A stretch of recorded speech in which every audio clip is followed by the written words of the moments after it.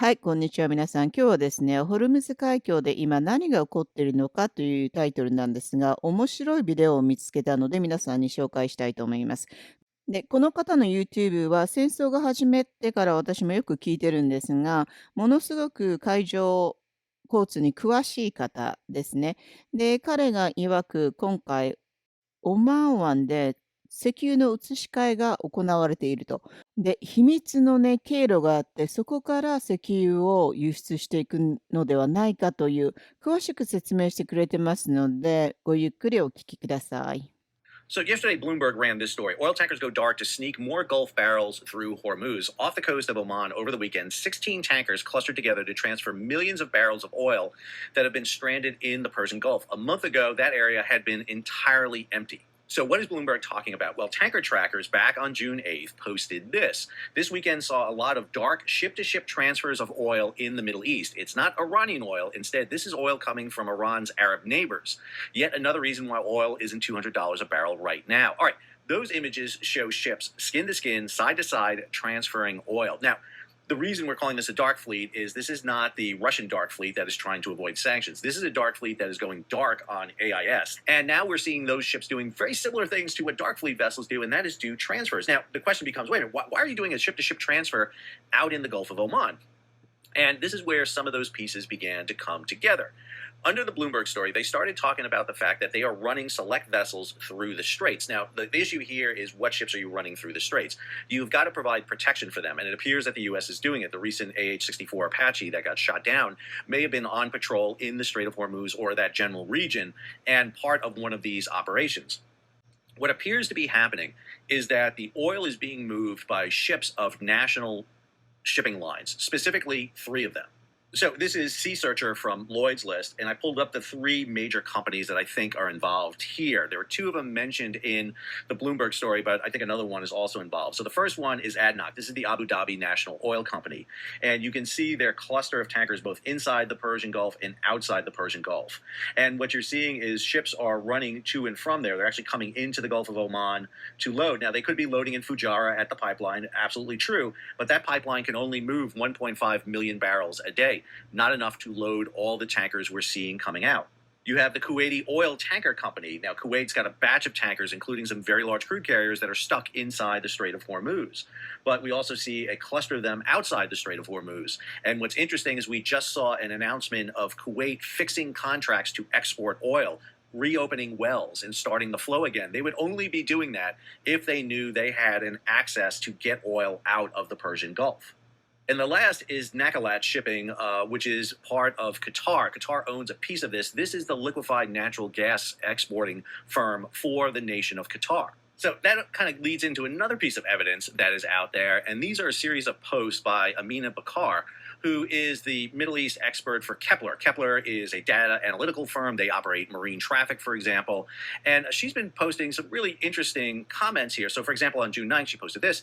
Covert tanker operations have successfully cracked Kuwait's 2-month export freeze, triggering a significant inventory draw at Mina Al Hamadi as operators turn to dark transits to bypass regional maritime blockades. Now, what we've been seeing happening here is that ships have been loading at docks in Kuwait, the UAE, Qatar. I mean, these are, you hadn't seen these in a while. And all of a sudden, we're starting to see fixtures. These are contracts for oil exports. You see this post, a 7th vessel carrying Qatari LNG is understood to have transited the Strait of Hormuz with Kepler data showing the vessel currently tracking toward Pakistan's Port Kazim, a development that could affect the outcome of a spot tender issued by state-owned Pakistan LNG Limited that closes today. 7th vessel is significant. There was none coming out for quite a while. Then all of a sudden in May, we started to see Qatar LNG begin to move. And then finally, you get this. Since early May, Kepler has tracked roughly 96 million barrels of confirmed non-Iranian crude oil exports through either direct Strait of Hormuz transits or Gulf of Oman export networks, including cargo still loading. Total flows exceed 100 million barrels, broadly consistent with Trump's claim that more than 100 million barrels reach global markets during this period. So it appears to me that what the United States is doing is kind of what they did to bring out the Fairfax Alliance and CS Anthem, and now are doing this operation for these commercial ships, specifically targeting state-owned tankers, but also other ships coming out. We are seeing some bulkers and other vessels making the voyage out. Now, the number of ships coming out is probably not huge, and this is the big problem.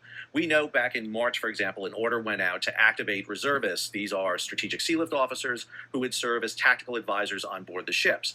We're talking about single-digit numbers. So on board a ship, you would need secure communication. You would need embarked marine detachments to target drones coming at you. You would need air cover. So probably not massive numbers of ships coming out. President Trump talked about 22 coming out. That may have been one of the largest numbers to have come out. But again, we are not anywhere near where we were pre-war. Remember, 138 ships daily went through the Strait of Hormuz, both in and out.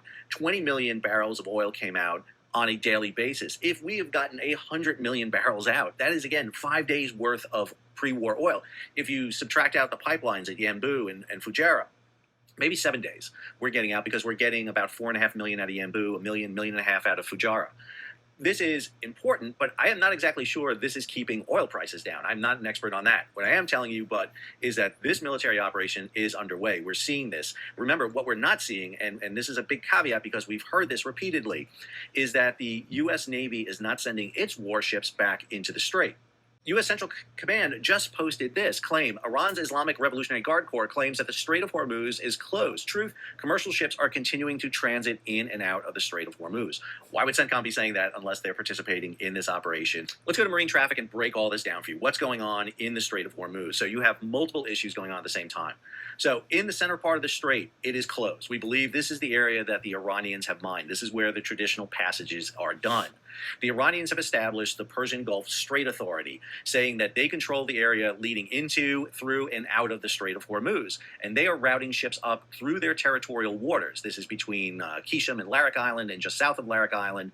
And those ships are supposedly paying a toll of somewhere around $2 million to go in.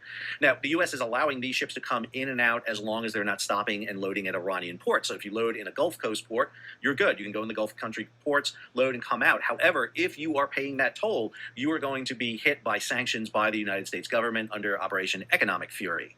The U.S. is conducting a blockade which runs from the Iranian-Pakistan border here down to the northeast coast of Oman. And what they're doing is stopping ships from going in and out that are going either to Iranian ports or from Iranian ports. And the U.S. has taken recently to targeting ships with their F-18 Hornets using Hellfire missiles, and just recently did an attack on a Palau flag vessel that has killed 3 Indian crew members. I'm going to talk about this in some detail in my weekly recap. So the U.S. blockade is in force. Now we have this mission clandestinely moving ships along the southern edge here of the Strait of Hormuz, just north of Oman.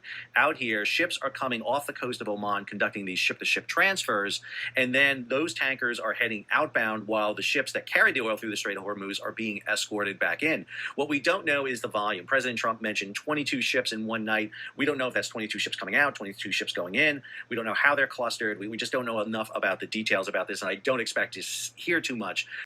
But what we do know is that oil is coming out based on data we're getting from tanker trackers that are seeing these ship-to-ship transfers take place, through open source intelligence, through satellite imagery, Kepler that is monitoring commodities movement onto the global stage. They are tracking 100 million barrels of oil roughly entering on the global stage. We are seeing that happen.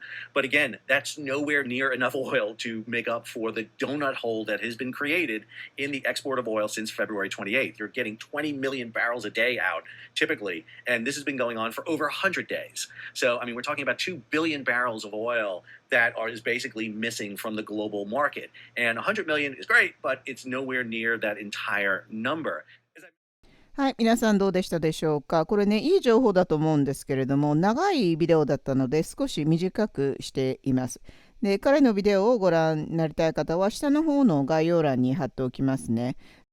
ということで今回は以上です。ではまた次回のビデオでお会いいたしましょう。じゃあね、バイ。